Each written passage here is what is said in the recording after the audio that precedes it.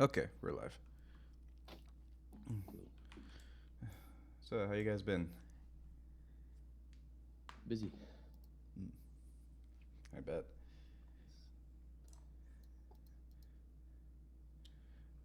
We had the MVP summit last week. Mm. That's all the secrets. Microsoft, but it's online, so it's all. It starts at 4 p.m. my time, and then runs to 1 a.m. Jeez. So Good night. it's a rough week. Dang. Yeah, I wonder if it's easier to be there in the US in Seattle. Maybe. You're jet lagged, but times are normal. Mhm. Yeah. You are jet lag and everyone else. No, I actually How was are you guys doing? traveling recently. I came back earlier this week from Vegas. My girlfriend's cousin was getting married. Congrats. Yeah, no, it was a great Nice. ceremony. It was super cool.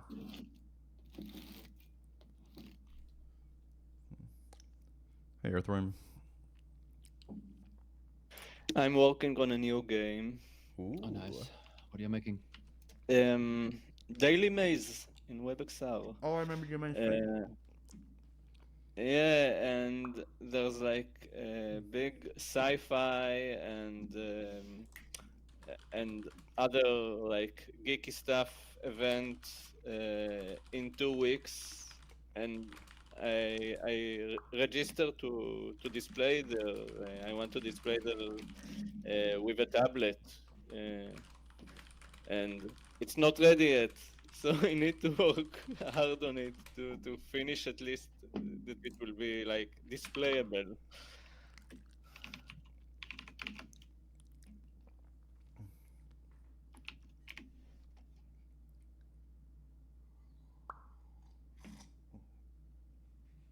Mm, Seems like that's what he people means. still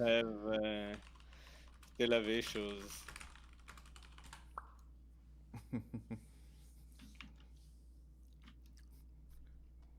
He can't talk in real life.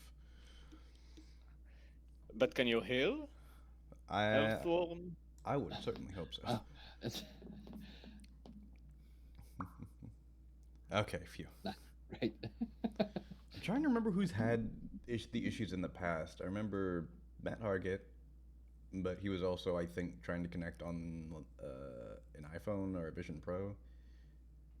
So I wouldn't count out weird Safari issues as one possible factor. Yeah, I've never had issues. Mm. Well, other than the issue we had at the start, but Yeah, otherwise I but that one's on never my had any. end, so I don't count that one. Alrighty.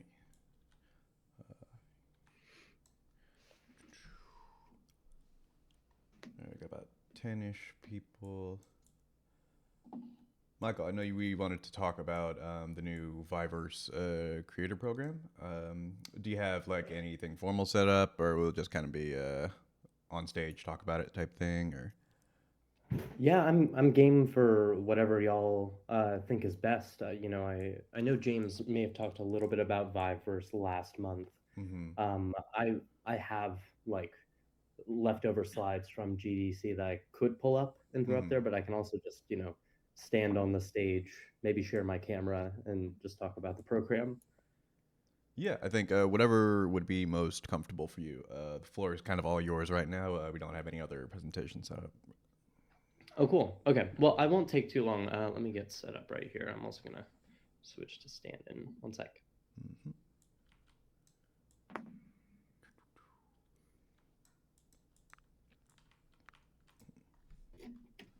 I'm probably not going to share slides, but I do. It's a feature I miss quite a bit from Hubs. Mm. I do love that you can just share your camera in here pretty easily.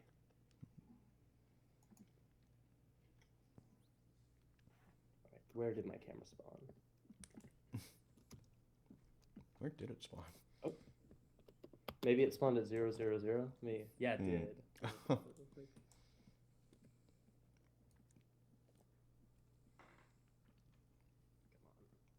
on. It's trying so hard to fly away from me, but I got it. Had to rescue it from the ether. Yeah.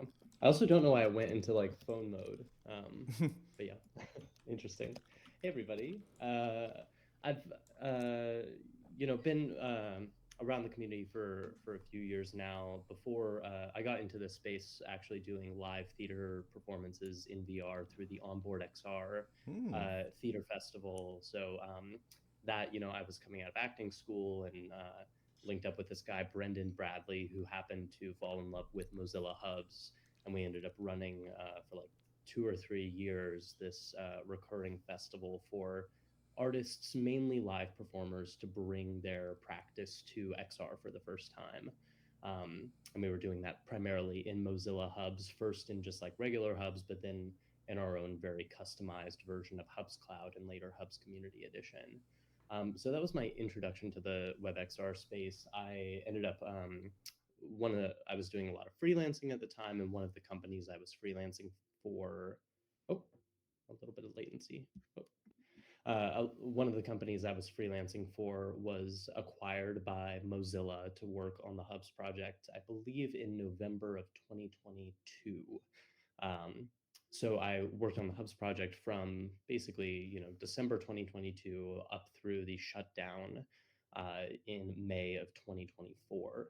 So I was kind of the last community manager on the project. I was the main evangelist for what we're in now, which is a Hubs Community Edition instance. I decided after they shut down the project to go ahead and leave, and then this opportunity came up to join Viveverse, which in the past had actually been using a Hubs Cloud instance. So I don't believe they're using any of the open source code anymore. At least I don't think so. But there's a lot of shared DNA, at least in the ethos and features that are in Viveverse. So I've been with Viveverse for about 6 months, and my main project has been kickstarting the community that is the community of creators that is using our tools for user-generated content, which right now are primarily Play Canvas. We basically have a Chrome extension that allows you to publish directly from the closed source Play Canvas editor directly to Viveverse. But we're also opening up more tools and integrations for just any JavaScript-based 3JS, React 3 Fiber, A-Frame project, as well as Unity WebGL publishing. So last week we announced our open call for applications. Since I joined, we've been reaching out directly to developers from a wide range of practices and backgrounds to bring their projects from previous work or make new stuff on Viveverse. And then last week we announced an open call for applications to this program. We currently have, I believe, 100 creators kind of working on funded projects right now, and we're hoping to open it up to a lot more. The purpose of the creator program right now is our tools for monetization on the platform, like you would find on a Crazy Games or on Pokey, or I think even Hey VR. They all have like ad revenue share or paid content stuff. We're still developing that. So we don't want developers to have to wait to start getting funded for making work on Viveverse. But that is the long-term goal, is to have more than just direct funding through contracts. We want people to be able to monetize their work on Viveverse. Our strategy really is we're not really focused on making an in-house game engine or editor tools. We really want to leverage the existing tools that are out there. Like I said, working with Play Canvas, working with just any 3JS or JS-based project like 3 or A-Frame, and also Unity WebGL. So we want to make it as simple as, anything you can do in Play Canvas or Unity should be able to work in Viveverse. That's our, overall goal. It's not definitely not as easy as that right now, but that is kind of our North Star for where we want to get to. What else? Viveverse, in addition to making it easy for developers to publish, we also want it to make it easy for developers to be able to share their experiences. So just like Mozilla Hubs, all projects that are published are private by default, but we've implemented a kind of world discovery system and then also A-frame, not A-frame, iframe embedding. So any world on Viveverse, you can grab an iframe that you can embed on any web page that you want. So that's kind of our version of self-hosting. Instead of like setting up your own server, you just embed your Viveverse world on uh, whatever web page that you like. What else? I guess just about the creator program, we applications are open. We're directly funding content, games, narrative experiences, art experiences, educational experiences. Even sometimes we will fund projects which are literally just focused on let's make a tool, let's make a novel integration that can serve as a example for the community knowledge base. So it's less focused on the actual demo or deliverable and more let's contribute to the community knowledge base there by making some really cool project that hasn't been done on the platform before. We in terms of funding, for the first batch that we were before we opened up applications, we were largely focused on indie developers, ports of existing content, smaller works, and the average was about $4,000 per creator. With the opening of the applications, we are hoping to attract larger studios and larger budget projects as well. So we're considering anything as low as 2,000 US dollars up all the way to, six figures for bigger studio projects. So I know there are folks who are involved in lots of different sizes of projects here who might have existing content that they would want to bring over. We're really open to content and projects of all sizes and ambitions. What else? I can go into more specifics if people have questions, but maybe I'll go ahead and pause there to see if people have thoughts or questions that I can answer.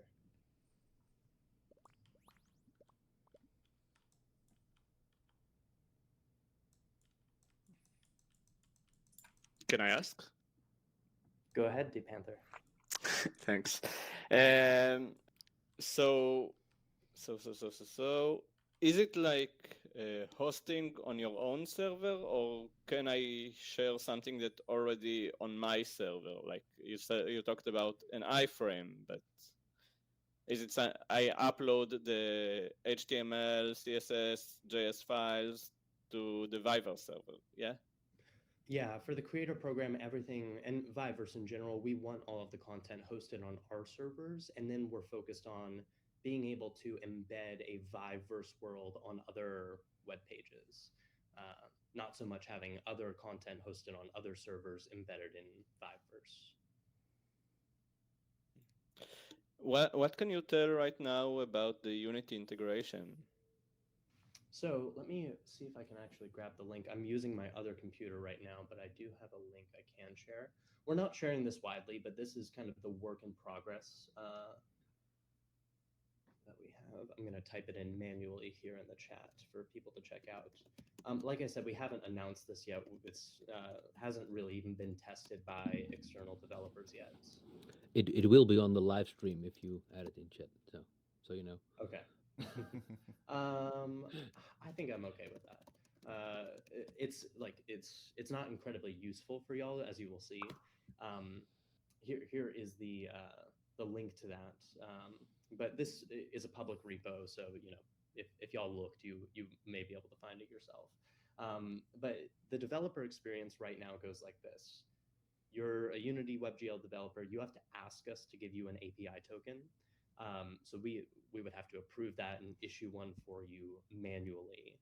Then in your Unity WebGL project, you would have to implement the Viveverse account and avatar system so that any user that joins the session, if they are logged into Viveverse, and before I say this, going back to Deep Panther, your original question, all of this content is meant to live on Viveverse.com. So as you're developing, as a Unity developer is developing, they are doing it with the intention of having that content hosted on Viveverse.com. So when you're integrating the account and avatar SDK, the intention is a user is coming to Viveverse.com, they discover your experience, they click on it, they enter, and then as they enter, their account name, their avatar file are able to come into that experience. So we want to make sure users can access their avatar and account information. You will have to, once you get that VRM avatar file, you'll have to implement some sort of character controller in there. You'll have to implement some level of the Viveverse user interface. We're still determining right now, like what degree of that is necessary. Certainly, I think we've ruled out not all experiences need to be. Oh, Yeah, disappeared. oh no. It's the Unity ghost. Yeah.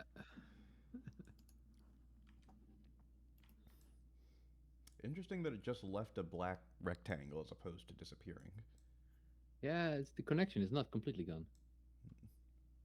It's a neat feature being able to, because he can see us through his avatar, and Yeah.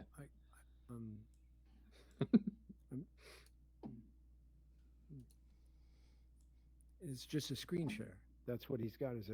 That's how he's implementing the webcam. Yeah, I think he was literally just like sharing the webcam feed.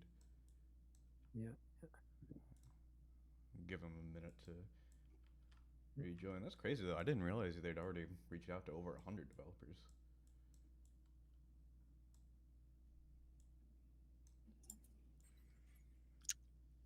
I wonder if like they accept like single player games or everything needs to be multiplayer because Yeah, they I mean want that's to what have a James's VRM.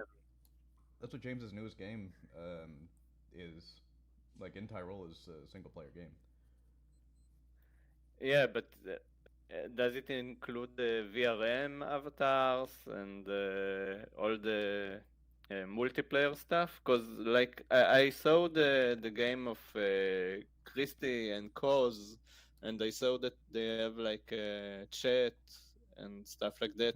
While it's escape room single player. I think James mentioned last time I talked to him about it that he implemented like the smallest amount of the Viver stuff that he like needed to in order to publish. Just because his game is like that much of a single player experience. It's like a first person camera, so I think even with the avatar integration, it doesn't actually like show up in gameplay. I think they're flexible probably about like the presentation as long as you know it's a Viverse project. And presumably, even a single player, you would be able to portal between other Viveverse experiences. Yeah, I imagine that's probably the idea.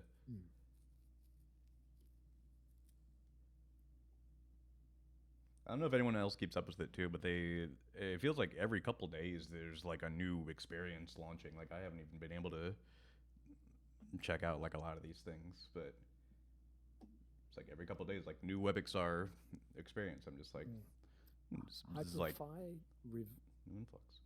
They redid themselves, so there's like a new version of Hyperfi. I don't know if they have incorporated WebXR to their engine. I actually implemented the initial WebXR support in the new Hyperfi thing a little while back. Okay, yeah. Fantastic. I've been meaning to try it. The graphics look amazing, so I was wondering what would translate, frankly. And the RP1 guys seem to be, they have told me that they're almost about to launch something in open beta. Because right now it's just, you have to do like by appointment into their system. And they're going to have something that's always on here. That was their position at the GDC apparently. About time. I feel like it's been like hearing about it for a while now. Sorry, y'all. I've just rejoined and can now hear you. So I didn't hear anything anyone said after I talked about the Unity integration. Yeah, it's like you cut out like mid sentence, and then the screen actually stayed on stage for like a couple minutes, just completely black. Oh, gotcha. Anything I should cover on the Unity side, or was all of that relatively clear?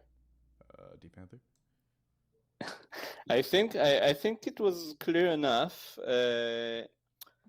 Later we talked about multiplayer. Like there are some single player games, but as you described, some we need to implement the VRM and other multiplayer stuff of Viveverse. So is single player is okay? Single player is okay in terms of content we're looking for. When when you use the Play Canvas extension right now, it handles all of the multiplayer, the networked avatar transform, and the networked audio for you, and actually doesn't really give you much control. So what I think we're going to do in the future is probably break the avatar controller and the avatar networking and the audio networking into separate services, which a developer can use, or they can choose to provision their own services for that. So if they want to set up their own Photon server, they're more than welcome to. One thing that we do support across Viveverse is web requests of any kind. I would say I've only seen WebSockets and HTTP tested so far, so I don't know about WebRTC right now. But if anyone wants to integrate with a separate service like Photon, a developer is welcome to do that at their discretion.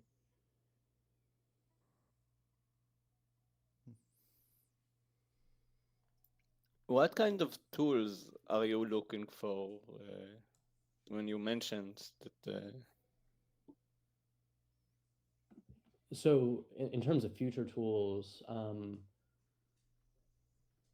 none come to mind right now, just because I've actually been trying to keep up with them. But some of the ones that have come out, we had an old friend of mine who's a artist and educator uh, from Mexico. He made this generative maze with an integration with Tone.js.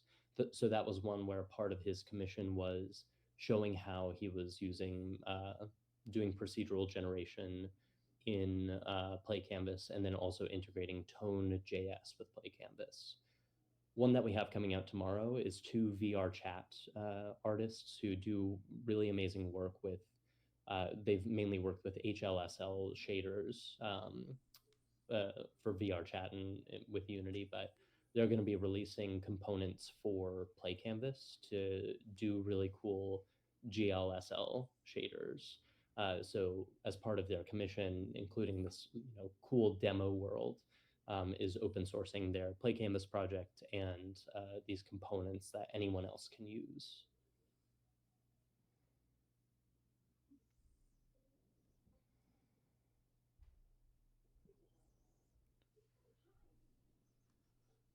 So it sounds basically like any sort of novel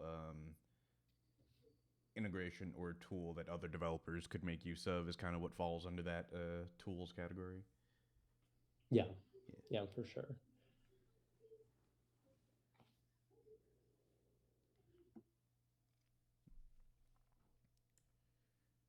Anyone else have any other questions about Viber stuff? Yeah, I do. I was kind of wondering if there are what are the requirements for anyone to sign up and join?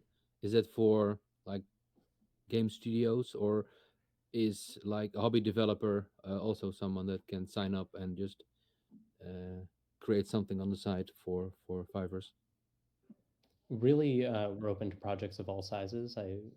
As I said, we're considering contracts as low as 2,000 US dollars and up into the six figures. So we're certainly interested in working with people who might just be doing smaller projects, ports of other content, or working alone on stuff.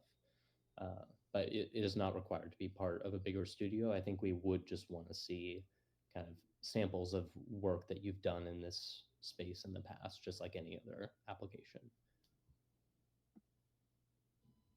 Okay, cool.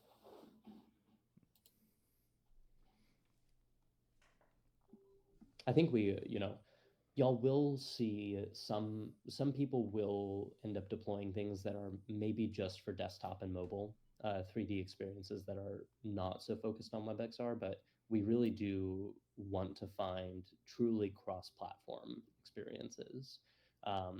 Ones that work anywhere that there's a web browser, including on the Quest browser and the Vive browser or Wolvik or the Pico browser. So I think this community is, really well positioned to. Um, I think y'all probably know better than most communities what goes into making a truly cross-platform experience.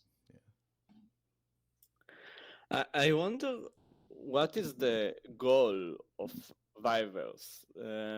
Like, I'm afraid that like people invested in Mozilla hubs, and then they will invest in worlds for Vivers, and then it will close because it didn't make some goal. So our goal is certainly to be a profitable business, and we'll do that through supporting creators monetizing their work. So we will get a portion of ad revenue share, a portion of in-app purchases, and that's our business model and our strategy. In terms of I feel really excited being here, coming from a project that was just shut down, where it felt like soon after I joined, it was being deprioritized. Viveverse is very much a priority of HTC right now, which is a really good feeling. But what I would say is, unlike hubs or Horizon Worlds, where you're working with a native editor, with hubs it was Spoke, with Horizon Worlds it's this new editor that they've released. Kent Bai said this in when he covered our announcement of Viveverse earlier in February. If, and I don't see this happening anytime soon, if Viveverse did go down, everyone is still working with tools which are open and accessible. So we want to attract creators to publish on Viveverse, but you can still, publish the same WebGL Unity WebGL project on your own servers. So personally, I feel like it's a better developer experience to be publishing to a platform which is not asking you to learn these very unique tools and lock you into an ecosystem rather than just leveraging the ones that are already out there.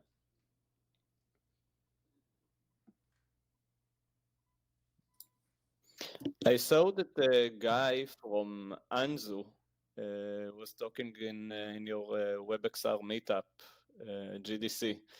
Does it mean that Anzu now supports in-game ads in WebGL, or is it something that you know that they are planning?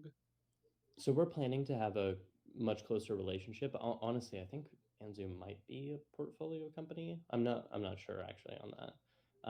Anyway, we are planning to have a closer integration with them, where you could basically sell 3D space, as a creator could sell 3D space as advertisable space to increase revenue. The ads that you will see on Viveverse at first will just be 2D, probably likely around the viewport rather than, directly on it.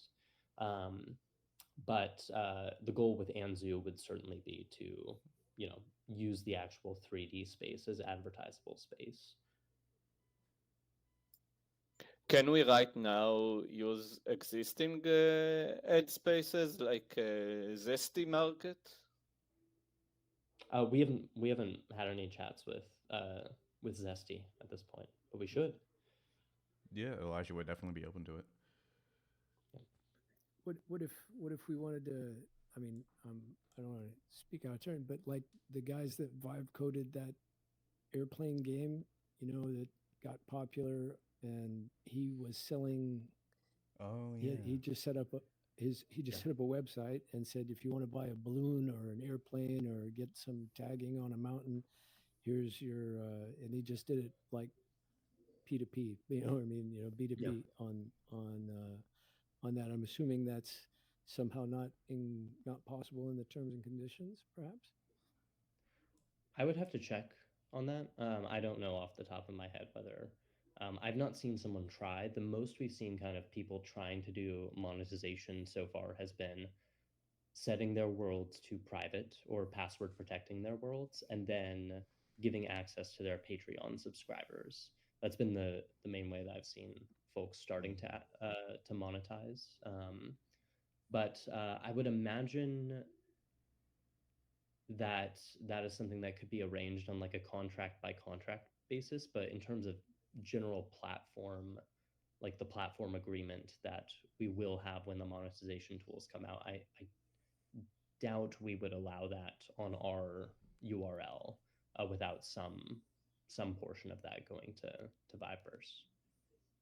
Makes sense. And other like in-app purchases, if somebody wanted to combine this with an NFT, for instance, gallery, that people could buy in the experience, that would do you have a facility for that? Yeah, and in terms of like, I don't know if you're asking specifically about blockchain integration or just like in-app purchases in general. The goal is definitely for us to give developers tools for that, so that you know that feeds directly into our business model. But with the creator program, if you wanted to do something special, like I don't think we're going to directly integrate blockchain into the product anytime soon. There were experiments in the past with like MetaMask integrations as part of the product, but we have shifted away from that as a focus. So if someone wanted to make a specifically blockchain integration, we would probably ask to do that at a contract by contract basis.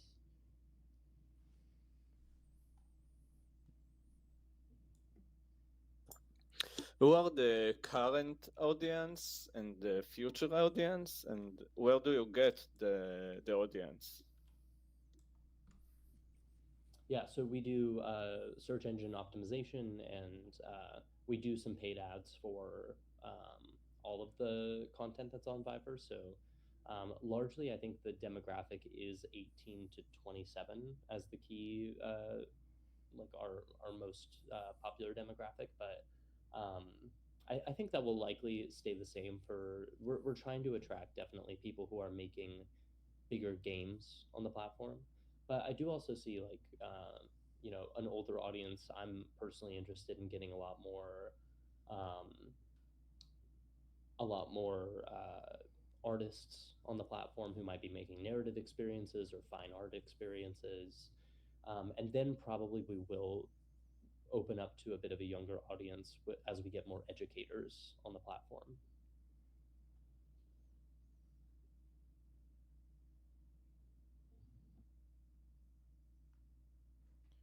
I'm curious. Have you had any Vivers creators apply for their experiences to get on the new tab page yet? James will probably be the first. Mm. The second one would be I don't know if y'all James Kane, who I'm sure most people here are familiar with, made Mhm. In Tyrol. It's a narrative experience. I know he's going to, uh, but since he has previously had it on the new tab page, but um, I any content that is especially supporting VR, that for me is like the goal. Like let's get it featured on the new tab page. Let's get it embedded on other high traffic websites for people to discover. Mhm. I just linked to In Tyrol, James Kane's experience. Oh, nice, I nice. think Ship Happens will likely try and get there, but they're a little bit further behind. I think in terms of Mm. their VR support. Um, I should say the world is accessible in VR, and it actually runs really great on both Vive headsets, but then also Quest 3. I just think the actual mechanics of having your controllers pick up, manipulate objects, and making game mechanics for that, they're a little bit further behind.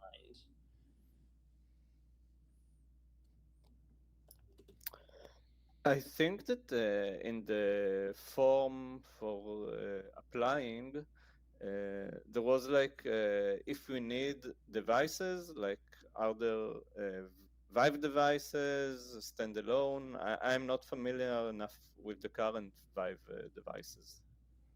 Yeah, the most recent one. So the last PC VR, I think, is the Vive Elite. I personally haven't used PC VR other than like in some classroom contexts when I was still in college, so a little while ago. But Vive has primarily been making standalone headsets. The latest one is the Vive Focus Vision, is what it's called. Yeah, and if we want to support WebXR, we need it to run on this device.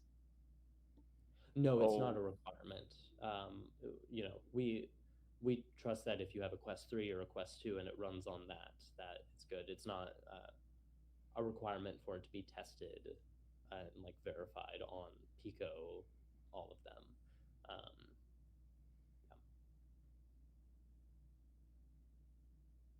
We, we when we are in the later stages of a project being developed, we will definitely test and make sure that it fits what we understand to be the optimization requirements to run on all platforms.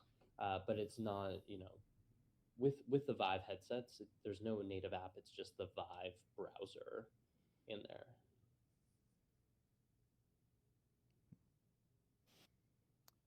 And the Vive browser is like a Wolvik or a Chromium based? I believe it's Chromium based. I'm almost certain. Now, do you know if it's still a fork of like a Wolvik backend, or is it just Chromium, I guess, tooled for the Vive headset? I have to imagine it has no connections to like Firefox Reality, Wolvik. I'm pretty sure on that. Okay, I only asked because Wolvik recently, added that Chromium backend. Oh, gotcha. I'm not too much of a browser person myself to be able to say whether or not. But I'm pretty sure we have not been, or the people who are developing the Vive browser, which is not my team, I should say, have not been doing too much with Wolvik. Gotcha.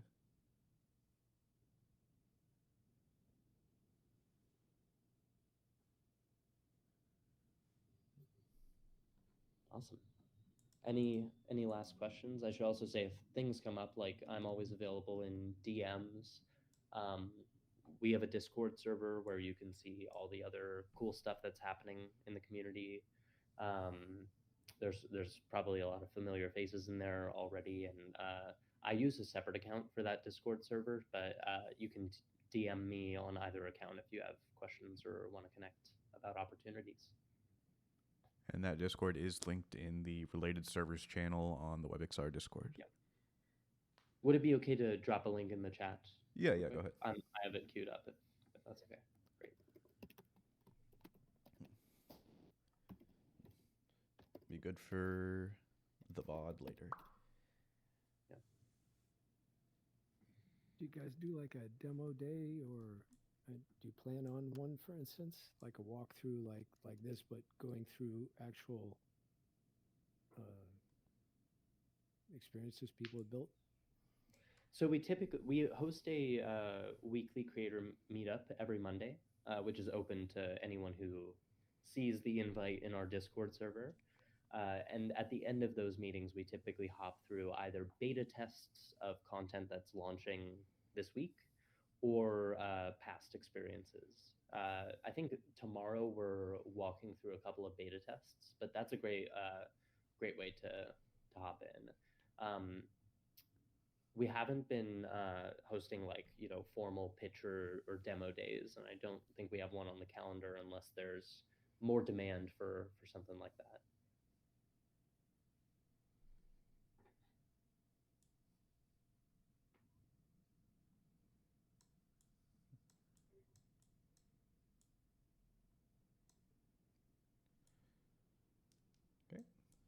Any other questions? Cool. All right, thank you so much, Michael. Oh, thanks. Thank you all for the time. Thank you. Appreciate it. Always happy to hear more from people that are, doing work to help grow the space. Absolutely.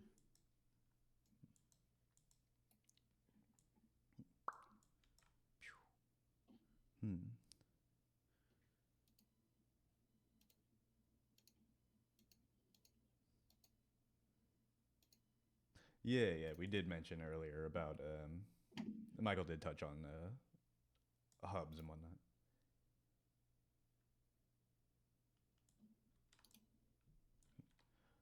Is it anyone's first time here?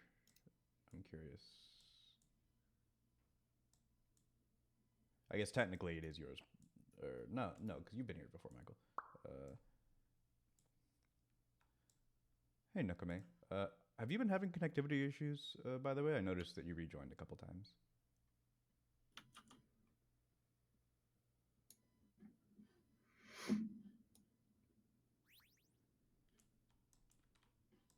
I see.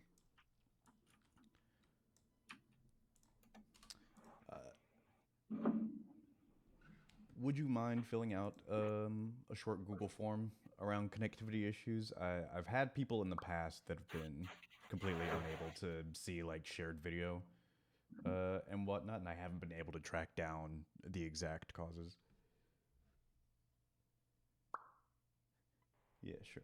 Let me grab that real quick.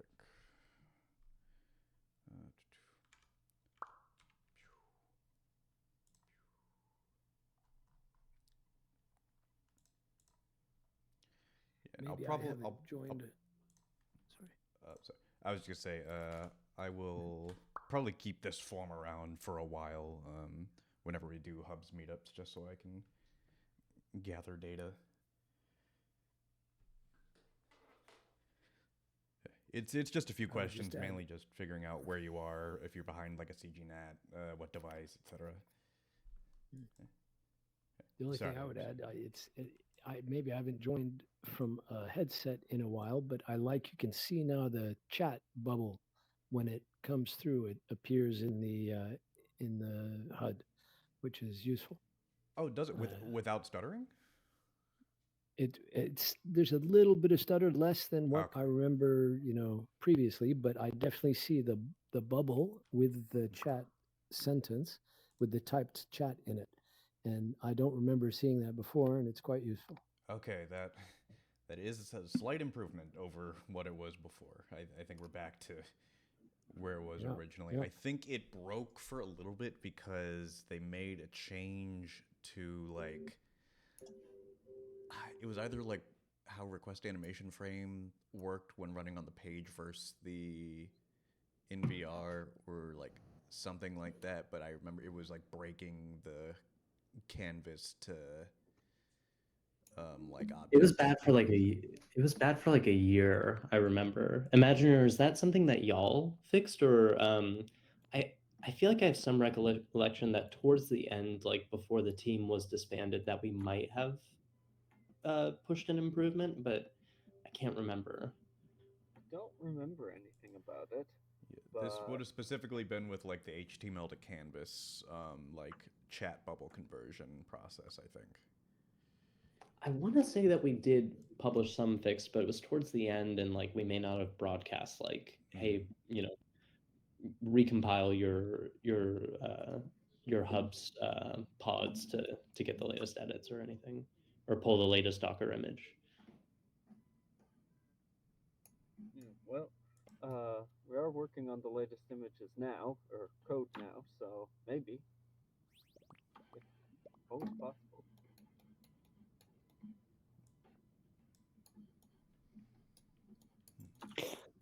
Anyway, happy to hear that stuff is working better.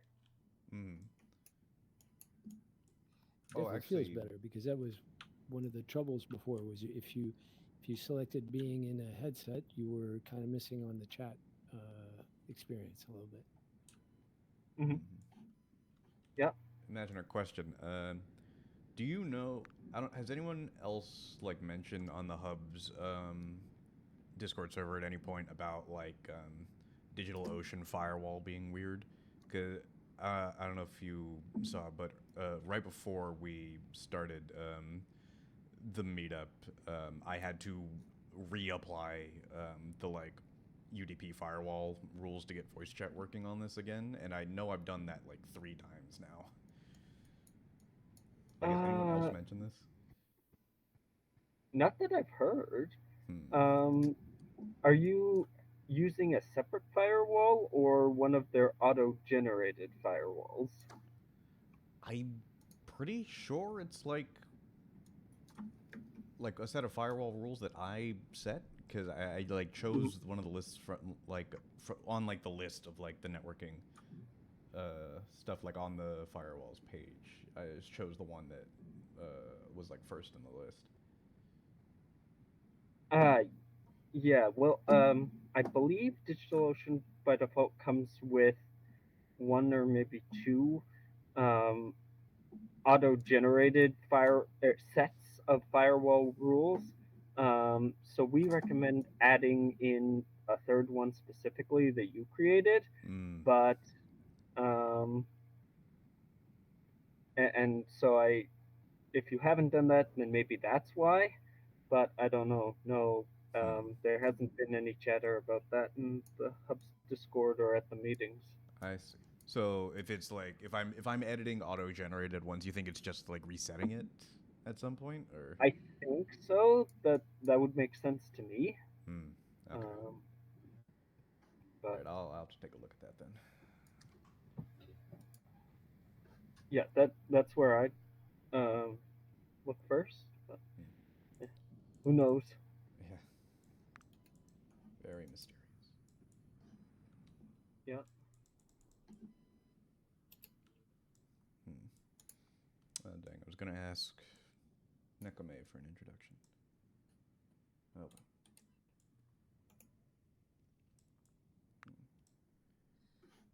Did you guys see one? What was it called? Infinite somebody. They bought Napster. Yeah, I saw The that. I rights to don't. Yes. Napster. I still don't Is really that? get what they're going for. Yeah. I was wondering if they even. They say they have a world building. Uh, they have a world building. I don't know application hosted Yeah, they have Ethereal environment. Engine. Yeah, but do They they have? released some You know, sort of IR studio, right? I don't know if that was yeah, anything. studio. Yeah, Yeah. and it seems I just went and checked it. I did see that before, but I don't think they have something as developed as hubs where you can go or what you're talking about. But I wonder if they're like investigate. I don't know what the Napster thing is. If they're going to try and make Yeah, like a like music that's such metaverse. a strange decision to me because Napster doesn't have any like cultural, I guess, relevance anymore. I was amazed that it still existed. Actually, Exactly. Yeah. It's like Mhm. people don't think about Napster in 2025. no, it's Well, it's nostalgic. Oh, not really. Well, there was a little bit of chatter about it during the week, but I did discover that like the CEO of Napster was hired in 2022 and came as the ex head of music at Roblox. So Hmm. there for me at least it makes like Okay. theoretical sense of this CEO probably believes in the metaverse and has a Yeah. vision for That Napster being does part make of a little more sense. that. Yeah.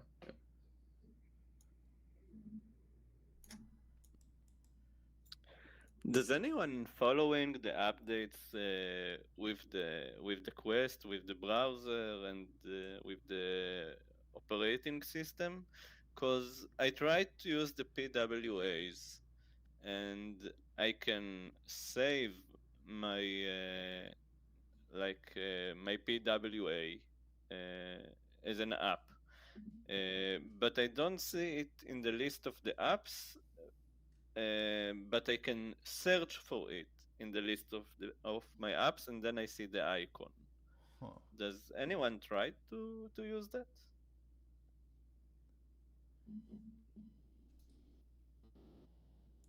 Have you messed around with the PWAs recently, Source Good? Nope. Hmm. It's on my list, but I've been too busy. I see.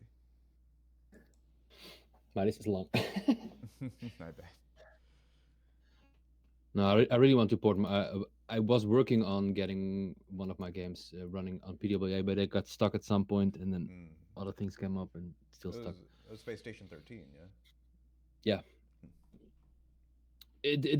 I've been using that as a test project for PWAs for as long as they had this PWA thing.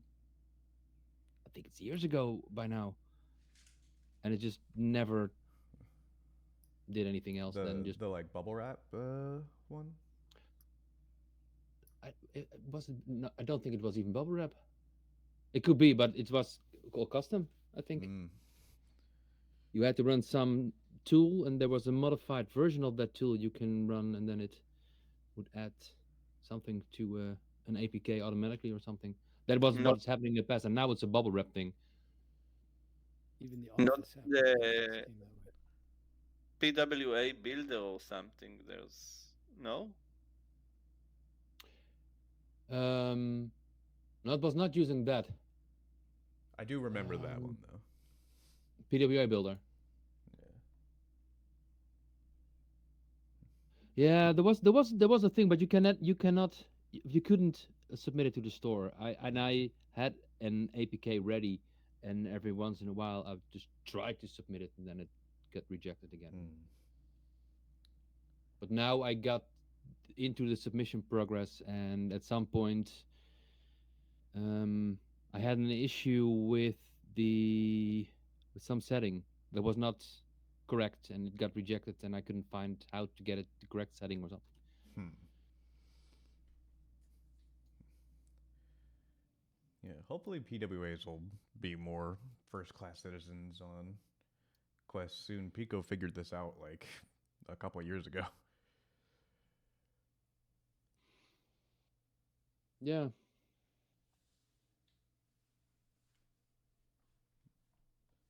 Yeah, otherwise we need to figure out a way to get a complete WebXR project built into an APK.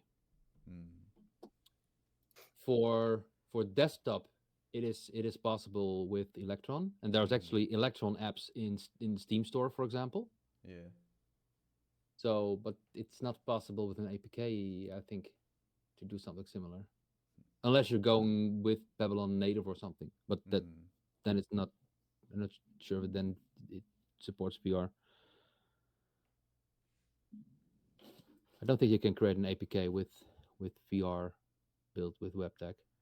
Yeah, like unless like far off in the future, like Servo gets like mobile XR, open XR support, then there might be a path towards that, but that's probably still a long way off, and that also would require somebody well versed in doing OpenXR on Android and other devices, which not common skill set.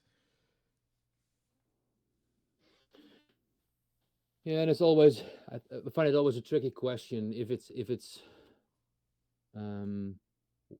why would you build a if you want to have a game on the Quest store in an APK completely built, why would you choose WebXR to build it in the first place? Then just go with Unity or something and build it as an Unity app into an APK. And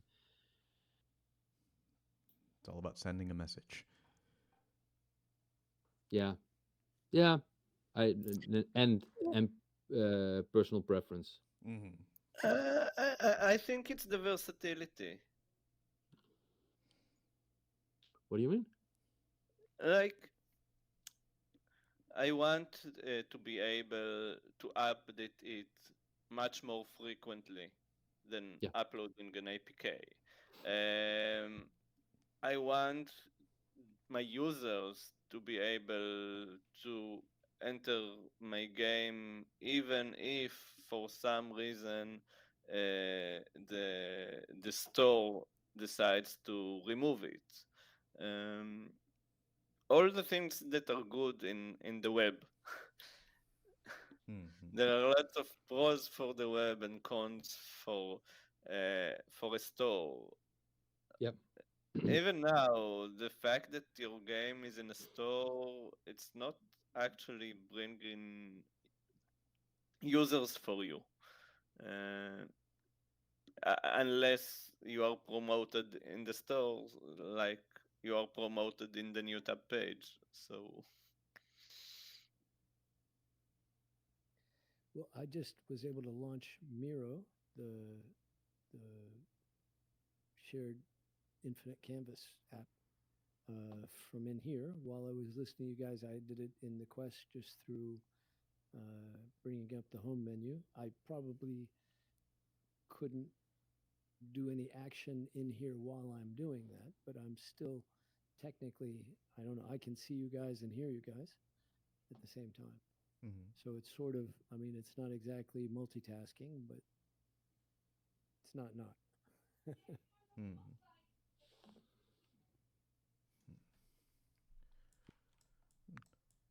And Miro is a PWA. It's been there from, it was one of the first ones to get PWA that they let in the App Store.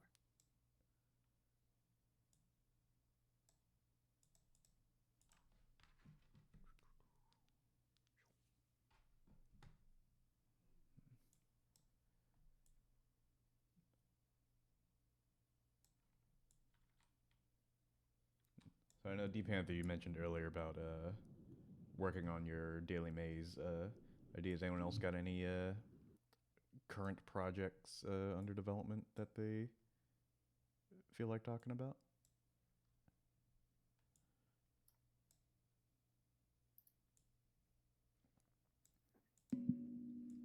Hi, I've been. Oh, go ahead. I'm a kind of a new person to WebXR, and I have a project. What kind of project is it? Oh, I didn't know if you could hear me or not. Oh yeah, we hear you. So I've been kind of spectating the last 3 or 4 sessions, and I've been involved with a React 3 XR made by I guess it was Bella Bolender. Remember, um, I think somebody else might have been involved on the previous version. Um, but I created a project that takes some of the, I don't know if everyone's familiar with the 3JS Journey, Yeah. made by Bruno Simon or Simone. Mm-hmm. So I got involved with WebXR when I finished that course, and I don't know, for some reason I wanted to try to convince a lot more students to get into WebXR, and I decided to take some of his projects and convert those experiences into WebXR. And I just finished up a project that I published to GitHub, and I just tried to make that as palatable as possible for students that have finished the course that are curious about how to get into this, because it's a it's kind of a hurdle to get to leap from the desktop 3D experience to WebXR. It's there's a lot of things to overcome and learn. Mm-hmm. And I took like 5 of his projects and converted those. They were in vanilla 3JS, and then I converted those to R3F and then into WebXR. And they basically like show off um, what how it works in the headset on the Quest 3. I don't know if it works on other headsets. I don't have anything else. And then also on Android, and to some extent it works on iOS using app clips, but that's I don't know. It's kind of tricky to get iOS stuff to work, Yeah. but I don't know. I finished up that project, and I just finished it up a couple days ago, and I'm gonna start putting it onto some social media stuff, and just I don't know. I'm not sure what I'm going to do next after this, but this was a good learning experience for me, and I just wanted to put that out there. And I can put the link if anyone's interested. Yeah, show it in the show off. There's the show off channel. I think I actually saw and starred your repo like a day or two ago. Yeah, so that's officially done. I've just been spending the last couple of days like making some video clips and stuff, so it's a bit more interesting to someone that might encounter it on social media, and they're like, because from my perspective, VR is still kind of niche, and within that, WebXR is even more so. And yeah. So that's why I kind of created this, and I think there's a lot more potential than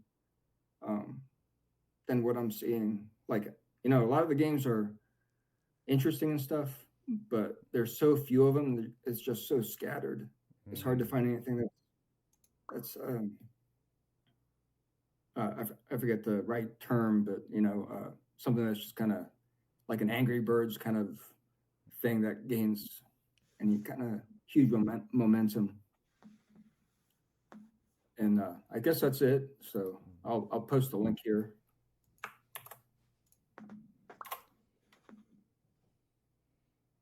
Yeah, that's awesome. I think it's like good learning resources for WebXR, I think, is one of those things where there are so many resources spread out of varying like depth and quality for different frameworks, so there's just like kind of an inherent fragmentation in there. I think for 3JS especially, there's not a lot of I think good up-to-date WebXR tutorial things.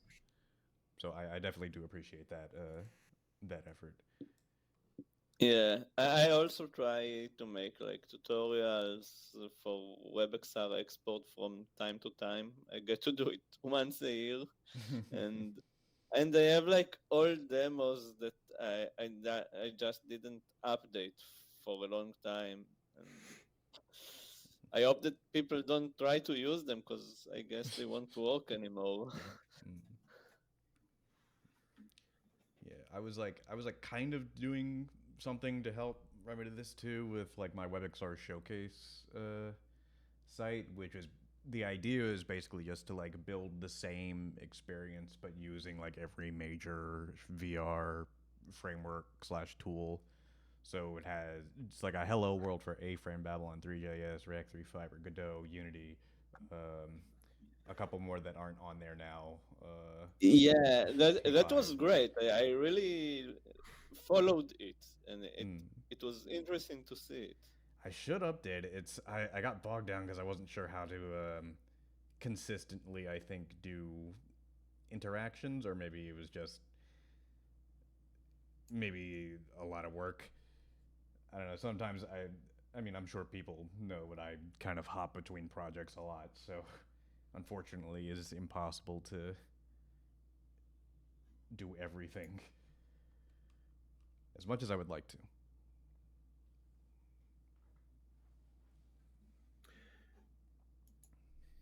Were you able to try and did you test any of the different LLMs while you were doing this? Did you find that the refactoring?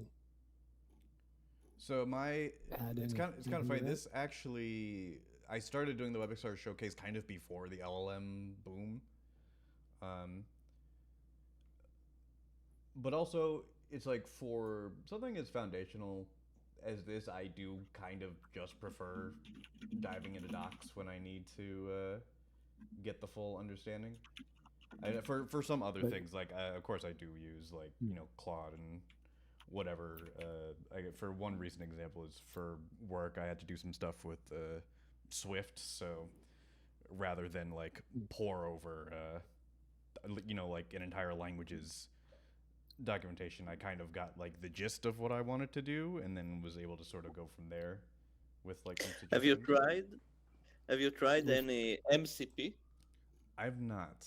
I'm only kind of like vaguely familiar with MCP stuff.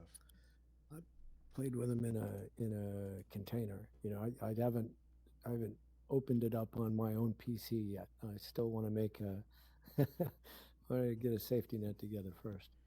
Like just just so I understand, it's MCP is a way of like letting, I guess, LLM agents like interact with programs via like an API. Is that, am I getting that right?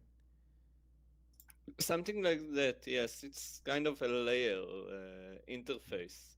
So there's MCP for Blender, MCP for Unity, MCP for 3JS. It knows both to interact with code and with the GUI. So you're the client, and you also are the host, and you interact with server agents, and they can also act with other server agents, and you know, in your and it gives a computer use execution environment to, but it's on your local machine. And I mean, some of it is just searching the web and things like that. That's not, but the things that are interesting, like running Blender, you know, there's a few different Blender modules that, and there's a few for Unity, and there's a few for, I mean, I wouldn't be surprised, like Pixel Mesh doing what you were doing. There may be a few now for, you know, walking you through a process of taking something in 3JS and bringing it into a WebXR. You know, that would be potentially a future version of something like that. But you could make an MCP for that if you had some sort of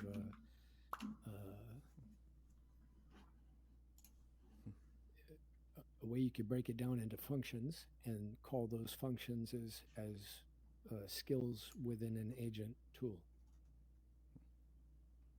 And MCP gives you a way to, you know, exchange all that discoverability, and you know, the order of operations for how you do these things. It's a framework, but you know, it's so simple. Everybody, even OpenAI, has converted to it now. So it's kind of the de facto agent interoperability standard right now. Yeah, you can integrate them in Copilot in VS Code too. You can just add some. Yeah, you can add some code or some config, and then you can integrate them with Copilot too. Oh, so I shared a link in the chat with about almost 5,000 MCP servers you can interact with, and they're basically you're running code, you're running functions. Yeah. You know, you're bringing them from a server and running them potentially locally. You know, it's the authentication part, and the that's still getting matured, I think, at this point. How you can run that securely on a machine rather than on a E2B or one of these, you know, remote browser instances that's how it's safe to run those there. Well, Source Code, I've been wondering this since you joined, but where's this avatar from? It's an AI image that I converted to a 3D mesh. It's kind of inspired by an avatar I created manually for VR chat a while ago. It's kind of what I look like. I like the pulsing. I like pulses with the you know, with the sound. It doesn't have any configuration to it. It's actually I have not seen it. I have not checked it from the third person camera. I just dropped it in, and I'm now seeing it move on the live stream. If you were in a club or something, you know, you'd be pulsing the whole time. What tool have you used? I can't remember. I think Meshi. I think. Mm. No, no, no. I think it's. Let me check. No, I'm running it locally. I'm Mhm. using Focus with three O's to generate images locally on my machine, and I'm using, and I forgot the name. It's let me check. Where is it? Uh, oh, it's a different drive. 1 second. It's the Hunhuan. Is that what it's called? Mm. Hunyuan.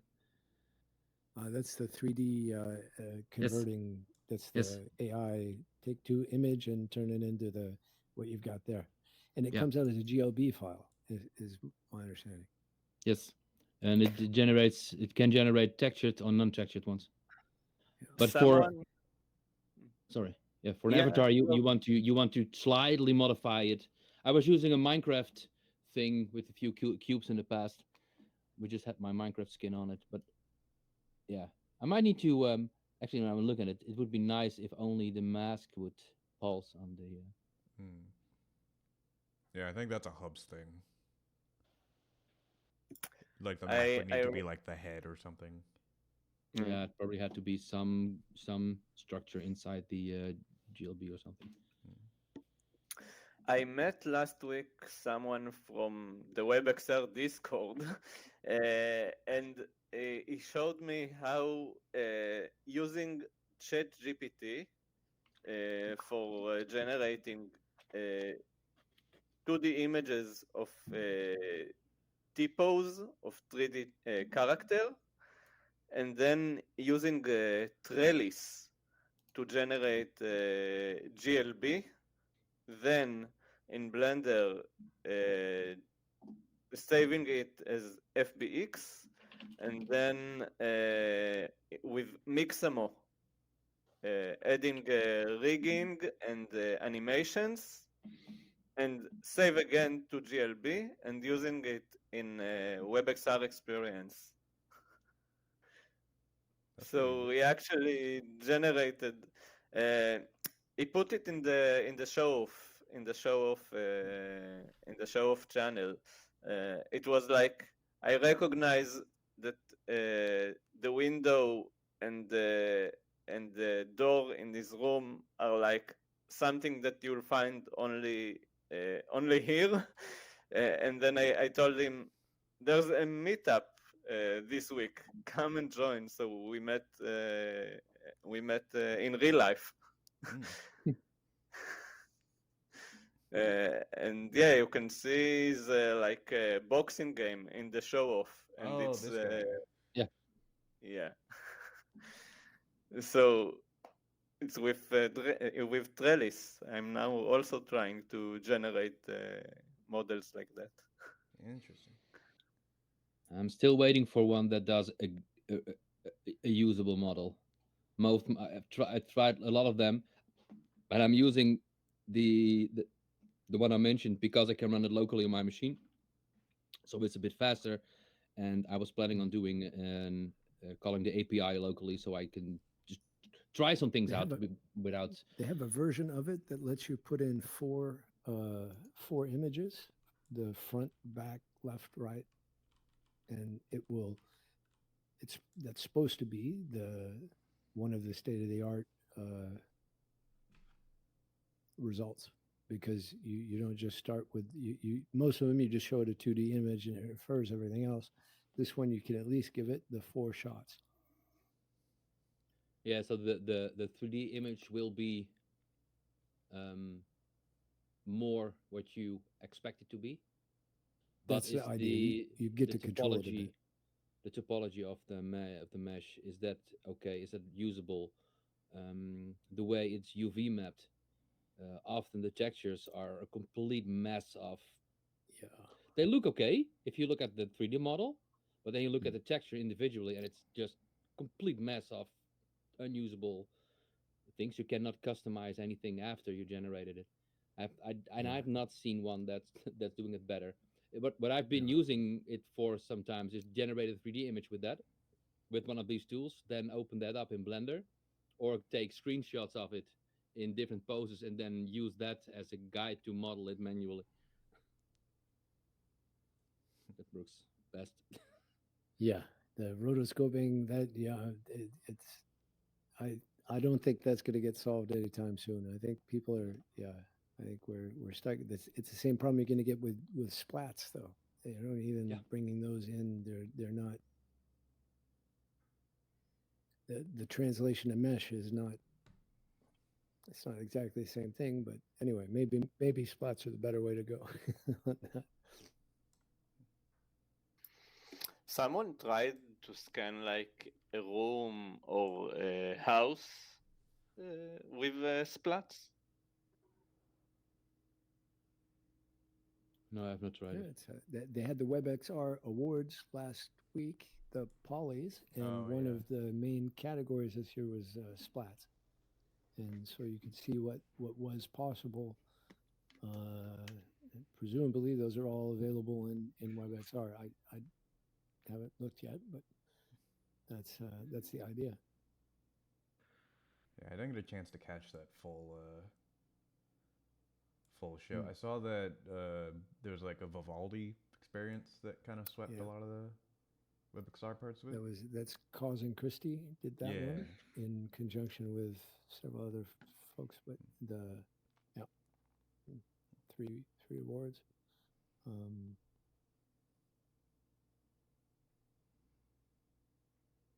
yeah, I saw the beginning of it, and then I haven't even. I'd like to. I need to go into that Vivaldi thing. I haven't done it yet, but it would be a good thing to even. You know, I don't know if that's got. If they can export that into Viverse, for instance, Mm. would make sense.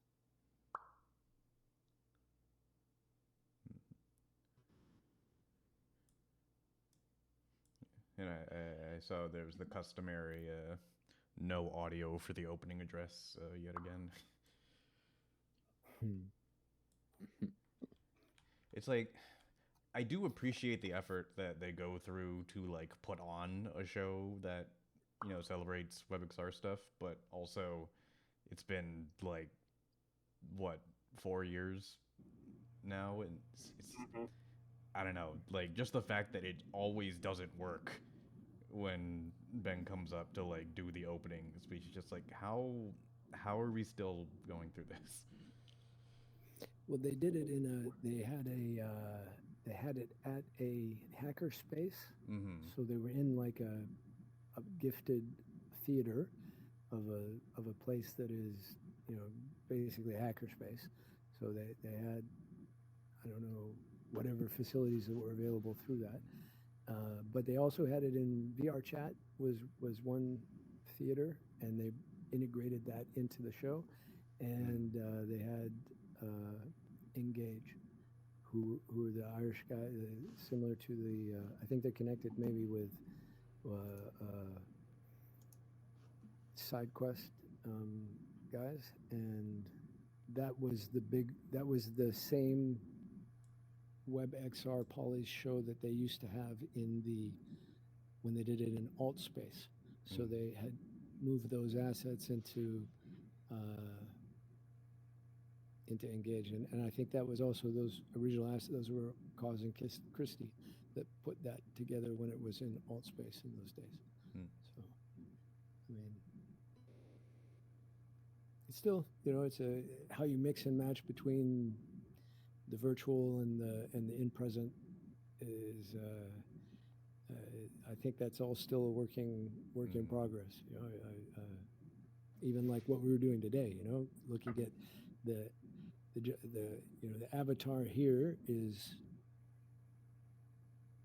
showing us the video camera from his, you know, we're kind of combining 2D and 3D and local and remote in interesting ways, which just is bigger when you're doing an event like that, I guess. Yeah, it's like I see the vision, and I do like that direction, but at the same time, when you're doing something like this, AV is probably critical to get right to like give off a good image for what we're trying to do. Yeah, it's definitely duct taped. You know, I mean, it's Mhm. you could tell that Yep. for sure. I am curious where the challenges there might have been. Like Uh, I do wonder like how extensive it is. Like, is it just Ben Irwin doing the AV stuff, which is the impression I've gotten before, or do they have like people on site that are also supposed to be coordinating? Yeah, I don't know. And it's what kind of mixing board do you have? What kind some of it Right. is tooling also Mm. on things mhm. like that. Yeah. Huh. If no one is doing it, it could be an opportunity to start a business in. Just Mm. for those kinds of events, you want to have online and offline and Mm. in VR and just And I think it's a huge opportunity, and I especially as you combine that with like any kind of a robotic physical where you as the remote participant can have some kind of local physicality in a whatever event that you're trying to participate in. You might be Okay. controlling the robot around, chatting with people in the in the And meeting halls.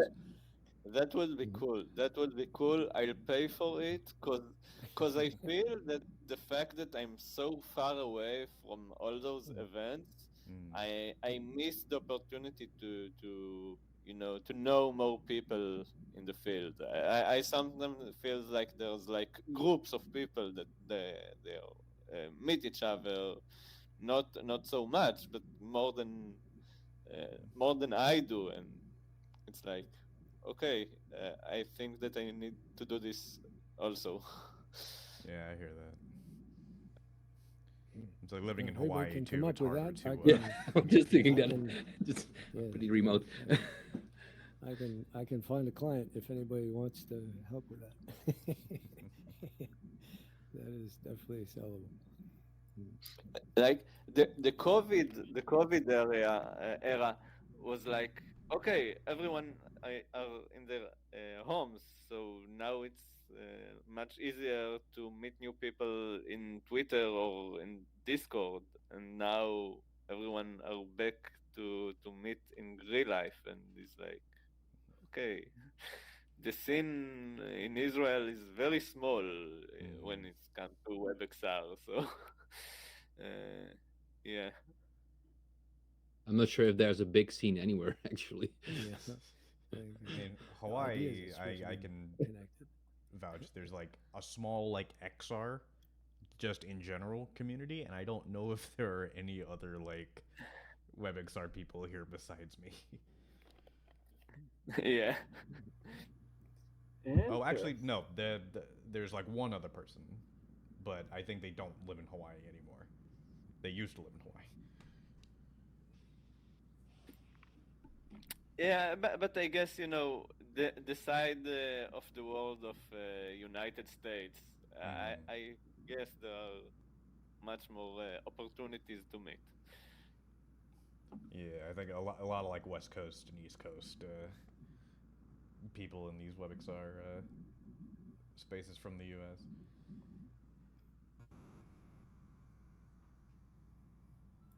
Meta had the WebXR hackathons, and then for some of them, they had like um, you know budget to bring people from abroad, Mhm. but there wasn't one like that for a time now. Yeah. They did something at GDC, didn't they? They had some kind of Yeah, WebXR track there's the there. WebXR mixer that was hosted by the Viverse guys. I would have liked to have Okay. been there because I know there would have been a bunch of people from the Discord, but that was like GDC was like 2 days before I had to fly out for a wedding, so Hmm. They should stream those kinds of they events should. more. Yeah. Hmm. In a place like this, they should have done that in the Viverse, Mm. for sure, or figure out a way to make those, both first class citizens. Mm. That would be Just fun. yeah, just make sure we get at least one AV person in every WebXR meetup. Like the Silicon Valley VR group. They're doing things quite frequently, and none of it is, it just sits wherever it is. They don't seem to be able to get that out of whatever box that they're putting it in. I also think that it's missing opportunity that if you stream it on YouTube, you can stream it on a platform like Frame VR or Custom Hubs, and have people actually in the room, in the browser, and not like install VR chat or another app, or force you to be in VR and not in the browser. Mm-hmm. But that's I think that's challenging. Because you want to see anyone who's speaking in 3D. Then I can imagine you can place a 360 camera in a room so you can at least look around from a VR headset, but actually see someone on stage in VR that's also on stage in real life at the location, that will be challenging. Yeah, it's a telerobotics story. That's how you run. That's how they're managing robots now. Like the most of the demos that you see of these robots doing anything interesting is from a guy in a VR headset running, controlling it. In many cases, yeah.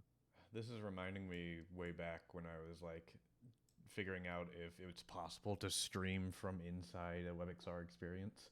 Like if you could theoretically do like a 360 cam or even just camera view from it. And I think the conclusion back then was that you couldn't really stream to a platform like Twitch unless you went through an intermediate server because of like the media protocol.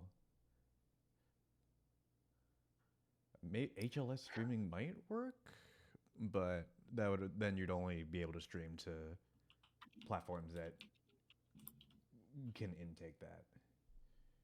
In 2019, when I was at GDC, one of the booths had like a robot with a tablet, with someone managing the booth, and I just walk at the location there, and he started to talk with me, and it was one of the scary and weird stuff.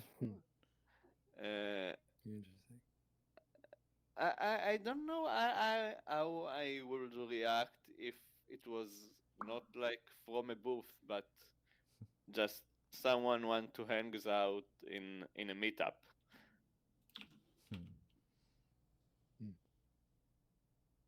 Where you get these kind of feedback loops of overlapping reality and remote and virtual and present and what your near field physical place. And there's a guy at Unity, one of their research dudes that I forget his name. He's French and he has a background in as a magician. And his concept behind this, he calls it slices. And there's a few bits and things I've seen from him. He's got a couple of things. It was from a idea maybe more towards the pandemic thing, but it's about mixed reality, augmented reality, how you would have uh, your local kitchen, one of the walls would turn into the living room of your person that you're dealing with 1,000 miles away. And so you can see their living room where they're sitting and they can talk to you and you're potting around in your kitchen doing whatever you can, and they see you in your kitchen, you see them in their living room, and that's where they actually are, and you actually are in your kitchen, so you're walking around like you would, and it's that mixed reality blending of two physical locations, one yours and immediate, and one virtual and remote. And the transitive relationship for both people at the same time in a duplex fashion. And that's, he's got some concept for how you work with that, and uh, played with it a bit in Unity, of course.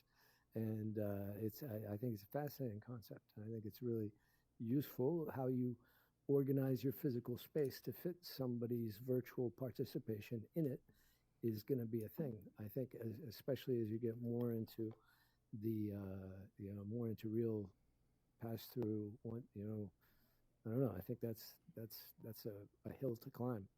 Period.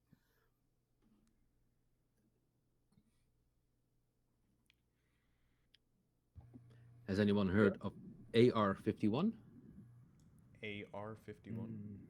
Yeah, I I don't was know. just I was looking if there's someone did do anything with real-time live mocap or something like that, and they seem to have a live 3D streaming thing, and they have an example video I where they I tried show. it.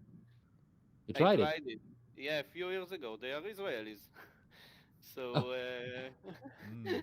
yeah, it was amazing when I tried it. I'm sure it was improved by then.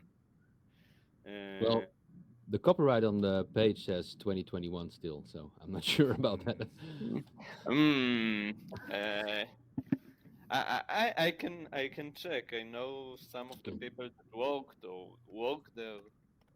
Let me do a little LinkedIn check. Yeah, I was also just looking at the LinkedIn. I'm gonna share a link to that thing. But A that's lot of this something. is in If Hebrew, so I can't fully evaluate.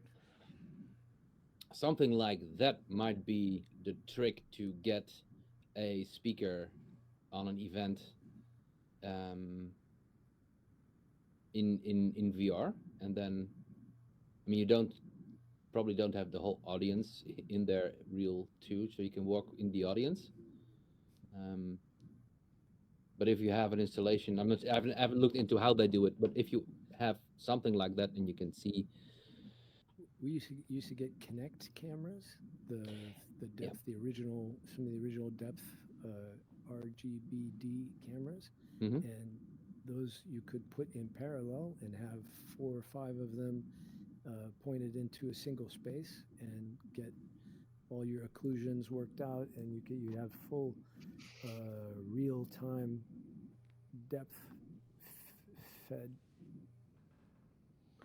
It didn't have an image on top. It was a little bit kind of sepia and things, but uh, it's the same thing they're doing now with with sports. I think really that's where probably the main emphasis of real time uh, simulation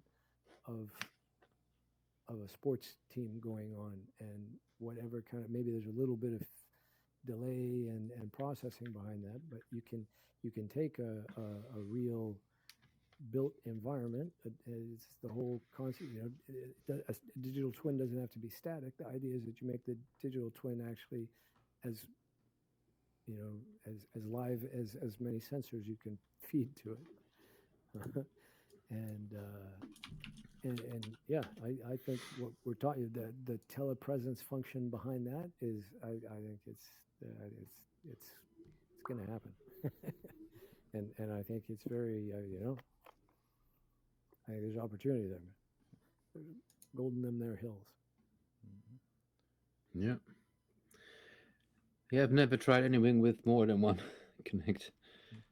As far as I know, they try to make like the system work with a cheap setup. So as far as I know, at least then they use like webcams Mm.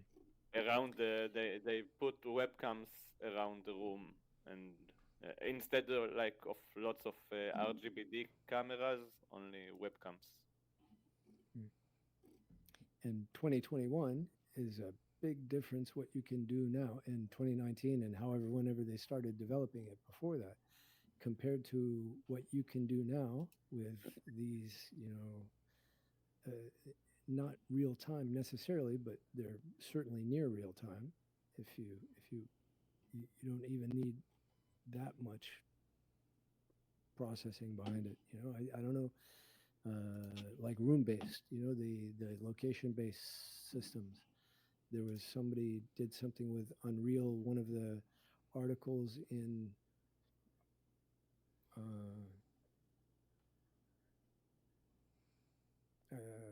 it involved that there's a guy, Alex, somebody who does Unreal Engine work a lot with VR, and he's in New York, and he did something with an architectural firm, and they did a one-to-one, 20-meter by 20-meter room where you could walk around in the as part of the advertising for a property development they were selling, and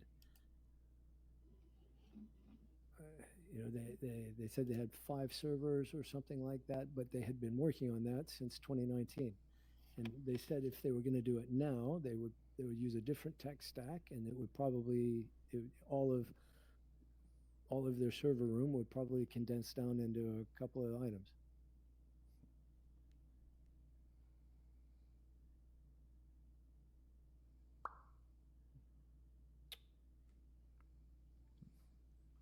Seems like they have like a video of their current setup of cameras.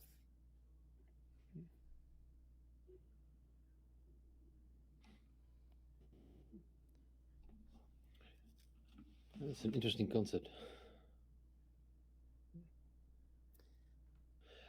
I mean, on the other hand, there are a lot of live streams of people playing Beat Saber and such, where they stand inside their own VR. The Live LIV guys, yeah, all that, whatever how they started out. Mixed It's a reality bit different, capture. but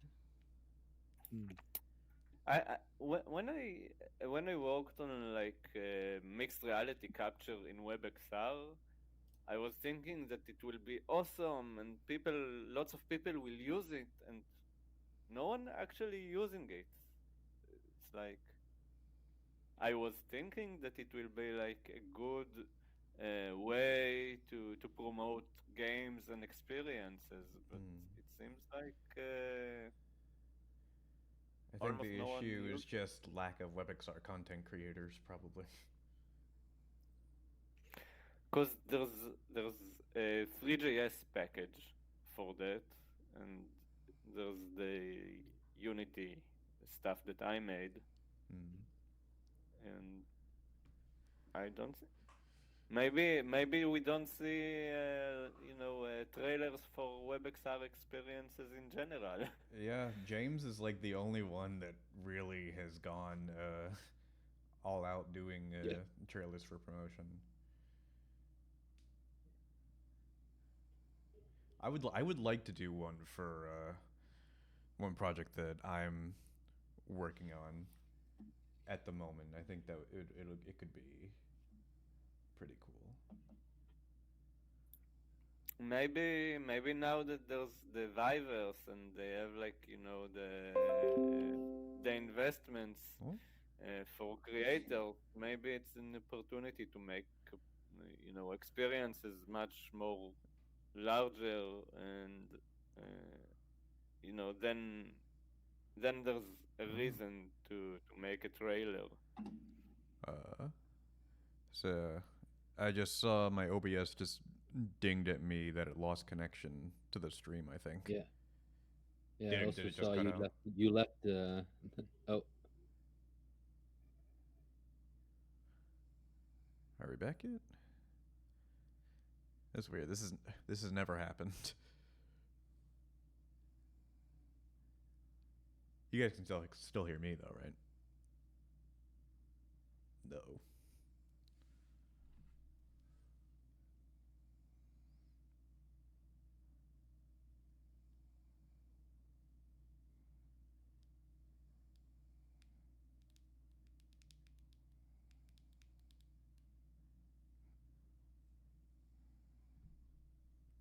Oh. I joined the lobby.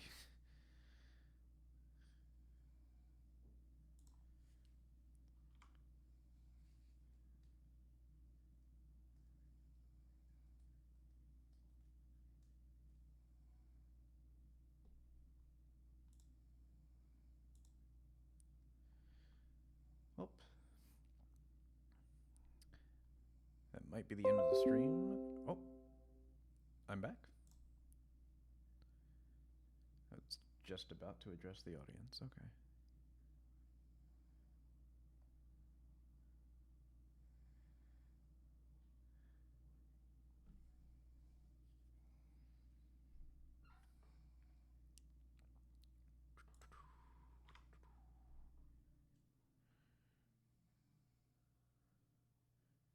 Very compelling content.